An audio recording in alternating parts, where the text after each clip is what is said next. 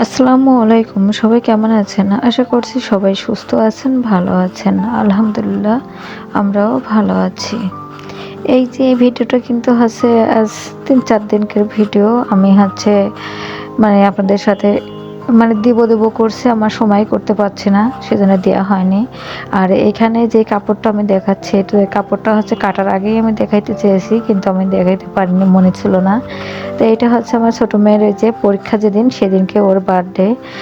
তা ভাবছি যে আজকে একটু করে থুই, কারণ কাপড়টা বেশ কিছুদিন নিয়ে আসছি, কিন্তু হচ্ছে করা হচ্ছে না, যে পরে তো ঘরের ভিতরে কাজ করা যায় না, এই জন্য হচ্ছে করতে পারি না। তারপর ওর আগের দিনকে ওর বললাম আমার রুমে যে পড়ো, আমি এখানে একটু কাজ করি। তো আমি ওর টেবিলের উপরেই ওই যে ওর ছোটো মেয়ের জন্যই একটা জামা বানাবো, তা কাপড়টা কিনে নিয়ে আসছিলাম। নেটের কাপড়ে এক কালারের নেট নিয়ে এসছি, আর একটা হচ্ছে সিকোয়েন্সের নেট, যেটা বলে সুতাতে কাজ আছে আর সিকোয়েন্স করা আছে, এইটা নিয়ে আসছিলাম কোটি বানানোর জন্য এটা। তো যাই হোক, কাটা হয়ে গেছে, অফলাইনে কেটে ফেলছি। তা কেটে নিয়ে তা ভাবছি যে হচ্ছে সেলাই করার আগে আপনাদের সাথে একটু শেয়ার করি। তো যেই কথা সেই কাজ, এই যে বসে গেছি কাজ করতে। এটা হচ্ছে পরীক্ষা শুরু হওয়ার আগের দিন এটা। তা ভাবলাম যে অল্প যতটুকু পারি ততটুকুই করে রাখি। সেলাই করছে যে যেগুলো পাইপিনের কাপড়, এই যে পাইপিং করতে হবে, সেই পাইপিনের কাপড়গুলো কেটে নিলাম, তেরসা করে কেটে নিয়েছিলাম আগেই, দিয়ে তারপরে পাইপিনের সুতা ওইগুলো অত কিনে নিয়ে আসতে হয়। এই সুতাটা হচ্ছে আমি জয়েন্ট করে নিচ্ছি আগে, যে কোটিটা আগে বানাচ্ছি। কোটিতে হচ্ছে পাইপিংটা দিয়ে দিলে পারে পাইপিং সুতা একটু হালকা করে বেরিয়ে থাকলে উঁচা, তাহলে দেখতেও অনেক সুন্দর দেখা যায়। এই জন্য আমি হচ্ছে পাইপিংটা আগেই যে তেরসা করে কেটে নিয়েছি, অ্যাঙ্গেল করে কেটে নিয়ে পাইপিং সুতা ঢোকাইছি এর ভিতরে, দিয়ে তারপরে হচ্ছে জয়েন্ট করব। আমি কিন্তু এই যে আগে হচ্ছে কোটিটা বানাচ্ছি, তারপরে হচ্ছে আমি ভিতরকে যেটা সেটা বানাবো। যাই হোক, যারা আমার ভিডিওটি দেখছেন তারা একটা লাইক দিবেন, কারণ আপনাদের একটা লাইক আমাকে আরও একটি নতুন ভিডিও বানাতে উৎসাহিত করবে। আর আমার ভিডিও যদি আপনাদের কাছে একটুও ভালো লেগে থাকে, তাহলে সাবস্ক্রাইব করে পাশে থাকবেন, বেল বাটনটি অন করে রাখলে আমি যে ভিডিওটাই দিব না কেন আপনাদের কাছে নোটিফিকেশন চলে যাবে। প্লিজ, অনেকেই ভিডিও এখন দেখে যাই হোক, কিন্তু লাইক দেয় না। একটু লাইক দিলে কি হয় আপুরা? শুরুতেই তো একটা লাইক দিতে পারেন, প্লিজ একটা লাইক দিন। যাই হোক, এই যে কথা বলতে বলতে আমার হচ্ছে পাইপিংটা জয়েন্ট করে নিয়েছিলাম, জয়েন্ট করে এখন হচ্ছে চাপ সেলাইটা দিয়ে নিচ্ছি।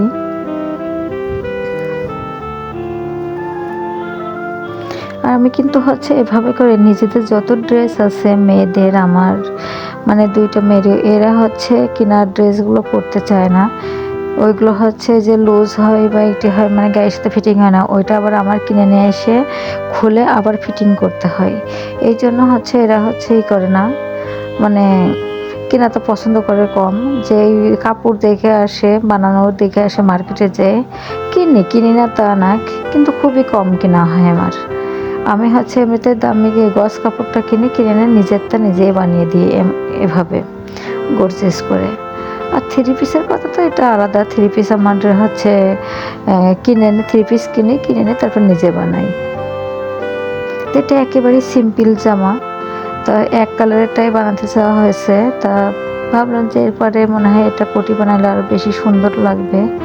তো ভাবছি তো একটা কোটির কাপড়ে নিয়ে যাই, তো কোটির কাপড়টাও নিয়ে আসলাম।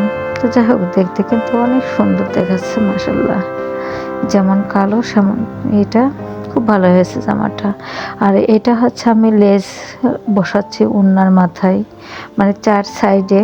তো দুই সাইডে এরকম কুচিওয়ালা যে লেসটা আছে, ওই কুচিওয়ালা লেস বসাচ্ছি। আর দুই সাইডে যেটা ঝুলে থাকবে সেটা হচ্ছে যে পুঁতিওয়ালা লেস যেটা আছে, এইটা লাগাই দিচ্ছি। সব কিন্তু আমি হচ্ছে শেয়ার করিনি, কারণ হচ্ছে এত শেয়ার করতে গেলে ভিডিও তো অনেক বড় হয়ে যাবে। এত হচ্ছে ভিডিও তো শেয়ার করলে পরে আমার দেখার মতো কোনো আপুরা নেই। আর এইখানে হচ্ছে পরের দিন সকালে আমি হচ্ছে সকালে উঠে কিন্তু হচ্ছে নাস্তা বানিয়েছি, রুটি আর হচ্ছে ভাত রান্না করছি। আর রাত্রে তরকারি রান্না করা ছিল, সেটাতেই আমি আর আমার মেয়ে খেয়ে চলে যাচ্ছি কলেজে, ওর পরীক্ষা সেখানে দিতে। আর বড়টাকে বলে গেলাম যে তুমি একটু আজকে দুপুরে রান্না করে রেখো, কারণ আমি তরকারি রান্না করে রেখে যেতাম, কিন্তু হচ্ছে রান্না করলে কেউ খাবে না ফ্রিজে রাখলে। আর এই যে যায় দেখি, দেখেন কি অবস্থা হলের সামনে এটা। যাই হোক, পরীক্ষাটা তো দিয়ে আসলাম। প্রথম পরীক্ষাটা কিন্তু হচ্ছে অনেক কঠিন পড়ছে, হার্ড হয়েছে। তারপরে মাশাল্লাহ একেবারে খারাপ মানে হয়নি, হয়েছে, মোটামুটি হয়েছে। এই দুইটা পরীক্ষা ভালো হয়েছে। আর এই যে ড্রেসটা বানানো হয়ে গেছে, এটা কিন্তু পরীক্ষা দিয়ে আসার সন্ধ্যার সময় এটা পড়ছে। মানে আগে তো আমি কমপ্লিট করেই রেখে তারপরে গেছি, মানে আগের দিন করছি আর এসে আবার কমপ্লিট করছিলাম জামাটা পরীক্ষা দিয়ে এসে। আরও ঘুম এসেছিলো, ঘুমের থেকে উঠে আমি বলছি একটু পরে দেখো তো। তো একটু পড়েছে, পড়ে নিয়ে তারপরে এরকম ঘুরছে, মানে দেখাচ্ছে এমন করে। আমি তো ভিডিওটা অন করে সাইডে রেখে দিছি, ও টেরই পায়নি যে আমি ভিডিও করছি। আর যদি টের পেত তাহলে তো করতোই না। এই জন্য ওই জানেও না যে আমি হচ্ছে এখানে ভিডিও করছি। মানে আমি কিন্তু তো হচ্ছে সামনে দিয়ে করছি না, এই ভিডিওটা এক সাইডে রেখে আমি চলে গেছি, ঠিক আছে, এই জন্য। আর এইখানে যে গিফট আনা হয়েছে, ও জানে না, ও পড়তে বসছে। ঠিক রাত 12টা যখন বাজে তখন হচ্ছে ওর আপু কিছু গিফট কিনছে, ওই গিফটগুলো দিয়েছে। ও ভাবতেই পারিনি যে হচ্ছে এরকম এভাবে ওকে গিফট করা হবে। গিফট বা একটা ছোট্ট একটা কেক নিয়ে এসে দেওয়া হয়েছে। যেহেতু পরীক্ষাও বলছিল এবার কিছু করবেন না, নিয়ে আসার দরকার নেই। তারপরেও আমি আর হচ্ছে বড়টা একসঙ্গে গেছিলাম, যে হচ্ছে ওর ব্যাচে মানে রেখে আমি বলছি যে যাই চল আমরা ঘুরে আসি একটু। তো এই যে এটা হচ্ছে আড়ং থেকে একটা পায়েল কিনছে ছোট বোনের জন্য, এই বক্সটার ভিতরে আড়ং থেকে একটা পায়েল কিনছে। আর ওই যে ছোট ছোট ক্লিপ কিনেছে, কানের দুল কিনছে, দুইটা ব্রেসলেট কিনেছে, মানে বেশ কিছু এরকম এইভাবে করে কেনা হয়েছে। তারপর একটা ঘরেও কিনছে। তো এটা খুলতে দিয়েছে, এদিকে এসে আবার খুশিতে টেবিলের থেকে চলে আসছে, এসে আবার বিছানার পরে নিয়ে এভাবে করে খুলছে। তো অনেক খুশি হয়েছে, আবার বলছে এতগুলো টাকা কেন নষ্ট করলি।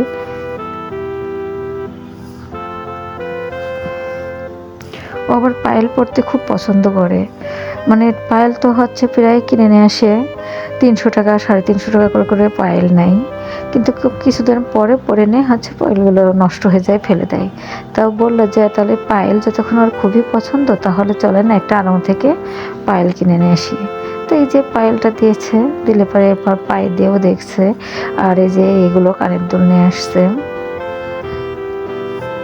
কানের দুল হচ্ছে 2 জোড়া নিয়ে আসছে। এই যে এই কানের দুলটা পছন্দ হয়েছে অনেক, তাই একটা ছিল মানে কালো কালার, তাই কালোটা নিতে যাচ্ছিল, যে ড্রেস কালো, কালোর সাথে হচ্ছে কানের দুলটা দিলেও ভালো লাগবে। কিন্তু কালোটা না অতটা সুন্দর লাগছিল না, গ্লেজি না, এই জন্য হচ্ছে কালোটা নিয়ে আসা হয়নি। কিন্তু কানের দুল ওই যে একটা নিয়ে আসছে যে ঝুমকা মতো, ওইটা আবার একটু কালো, এই জন্য হচ্ছে 2টা নিয়ে আসছে, যে এটাও পরবে ওইটাও পরবে। যাই হোক, ও হচ্ছে এভাবে করে চলে গেছে ঘরে। আর আমি কিন্তু এটা হচ্ছে যখন যে যে জামার অ্যাড দিচ্ছিল, তখন আমি হচ্ছে এটা হচ্ছে মানে গোশটা ম্যারিনেট করে রাখছিলাম ওই সাইডে। তখন এসে আবার এরকম ছবি দিয়ে এরকম করছে, ডাইনিংয়ে এসে এরকম ঘোরাঘুরি করছে, তাই আমি এসে আবার ওইটা চুরি করে ভিডিও করছিলাম। আর এখানে যে গরুর গোশটা নিয়েছি, নিয়ে এখানে হচ্ছে আমি দারচিনি, তারপরে এলাচ ফল, লবঙ্গ, গোলমরিচ, মানে 2 ধরনেরই গোলমরিচ দিচ্ছি আমি এখানে, সাদাটা কালোটা দিয়ে। এখানে আমি যে মানে মশলাগুলো করে রাখছিলাম, জিরার গুঁড়া, তারপরে হচ্ছে গরম মশলার গুঁড়া, শুকনা মরিচের গুঁড়া, পরিমাণ মতো একটু লবণ, এগুলো দিয়ে। আর হচ্ছে আগে একটু হচ্ছে তো লবণ আর হচ্ছে দিছি লেবু। আর এখানে হচ্ছে দিলাম হচ্ছে এটা পেঁয়াজ বাটনা, তারপরে হচ্ছে রসুন, তারপরে আদা বাটা, এগুলো দিয়ে হচ্ছে ভালো করে এটা হচ্ছে মাখিয়ে নিচ্ছি। আর এই যে এটা হচ্ছে টক দইটা হচ্ছে দিয়ে দিলাম, দিয়ে ভালো করে একটু মাখিয়ে কিছুক্ষণের জন্য রেখে দেব। সময় থাকলে আধা ঘন্টা 1 ঘন্টা এটা হচ্ছে ম্যারিনেট করে যতক্ষণ আপনি রেখে দিতে পারেন, যত রেখে দিবেন তত ভালো হবে। কিন্তু আমি এতটা রাখিনি, খুব সম্ভব 15-20 মিনিট মতো রাখছি মনে হয়, তাও এত বেশি রাখা হয়েছে নাকি জানি না। এই যে এখানে হচ্ছে আমি দিলাম একটু এই কি বলে এটা, বিরিয়ানির যে মশলাটা, সেই মশলার আমি হাফ দিয়েছি আর হাফ পরে দিব। দিয়ে আমি ভালো করে ম্যারিনেট করে এখানে সাইডে ঢেকে রেখে দিলাম। আর এখানে আলুগুলো কেটে নিয়েছিলাম, আলুগুলো একটু লবণ দিয়ে একটু তেলের উপর দিয়ে ভেজে নিচ্ছি। আর এখানে আমি একটু ফুড কালার দিয়েছি, যাতে কালারটা দেখতে সুন্দর দেখায়। আর মেয়েরা তো সবসময় সুন্দরই খোঁজে, তো সাদা দেখা যাবে এখন একেবারেই কেমন দেখা যাবে, তাই একটু করি। আর আমি যে ব্রেস্তাটা বানিয়ে রাখছিলাম, সে তেলটা ছিল, এই তেলটা আমি ওই কড়াইতেই পেঁয়াজগুলো ভেজে ব্রেস্তা বানিয়েছি। তো সাইডে আমি কড়াইটা রেখে দিয়েছিলাম, দিয়ে আলুগুলো ভেজে নিয়ে তারপরে এইখানে প্যানে আমি এই কড়াইতে যে তেল ছিল সে তেলটা আগে ঢেলে দিলাম।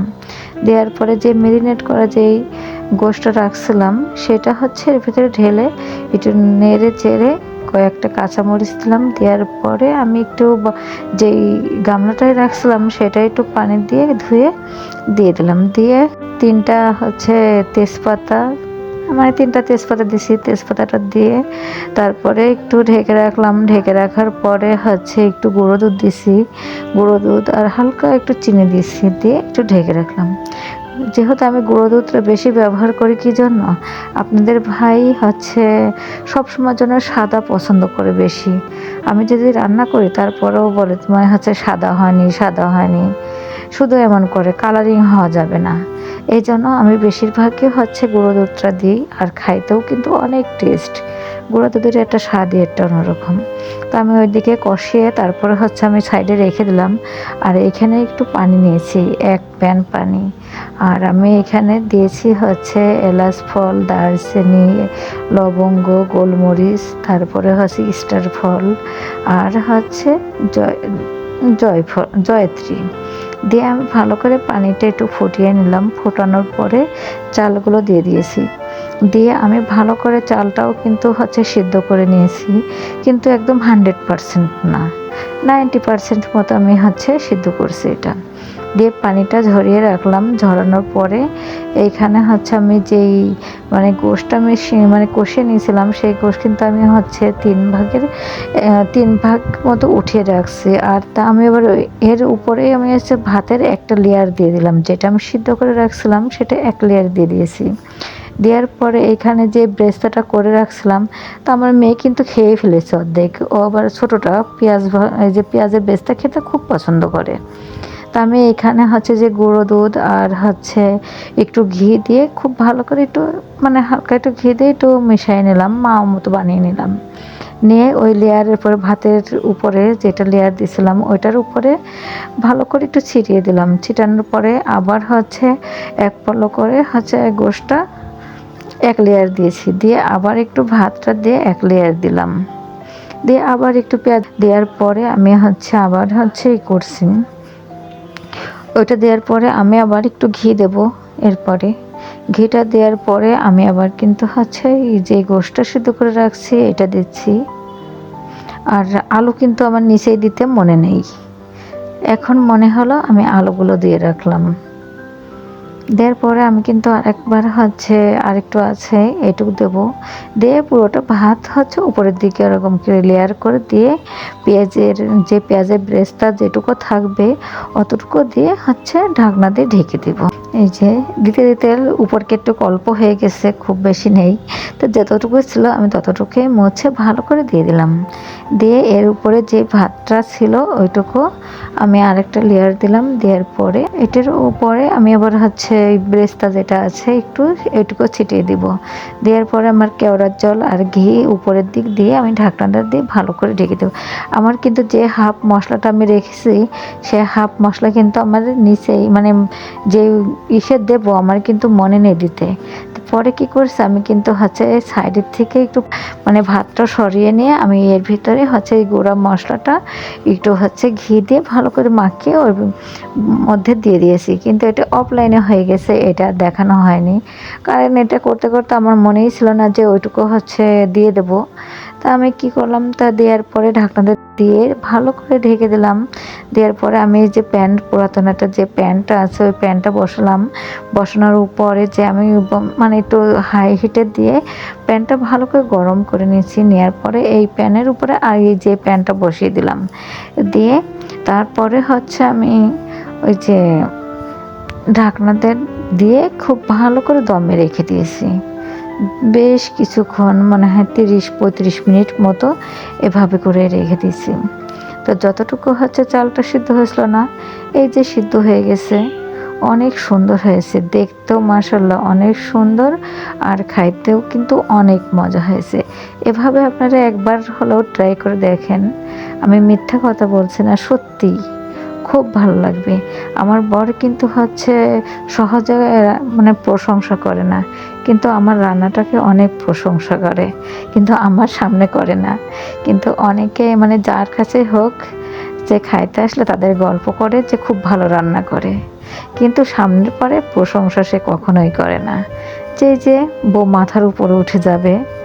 যাই হোক, দেখতে দেখতে অনেক কথাই বলে ফেললাম। যারা ভিডিওটি দেখেছেন তাদেরকে অসংখ্য ধন্যবাদ। আসসালামু আলাইকুম, আল্লাহ হাফেজ।